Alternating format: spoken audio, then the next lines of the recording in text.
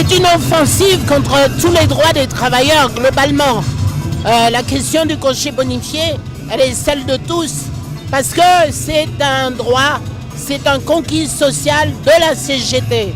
Par ailleurs, c'est pas une surprise, parce que M. Macron, lors des assises de l'outre-mer, avait déjà déclaré qu'il voulait que les originaires d'outre-mer partent plus souvent, moins longtemps. Ce qui est une véritable escroquerie, parce qu'il introduit une discrimination, déjà dans ce qu'il amène, puisque les originaires de l'Hexagone qui sont là-bas, dans les territoires, les pays, départements d'outre-mer, continueront à percevoir l'indemnité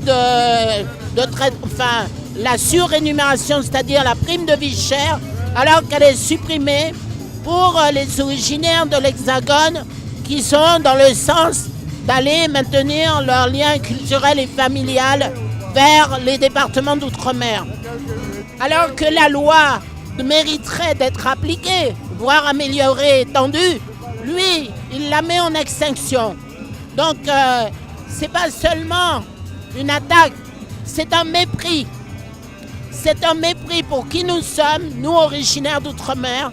C'est un mépris contre les droits et les conquis sociaux, parce qu'il en va de la même manière pour tous les travailleurs. Et c'est aussi dans le même sens des attaques du statut, parce que la future loi, la proposition de loi de transformation de la fonction publique, c'est aussi une attaque contre tous les statuts. Donc, comme c'est dans le statut, c'est dans la globalité une attaque et c'est la guerre qu'il cherche et il va l'avoir.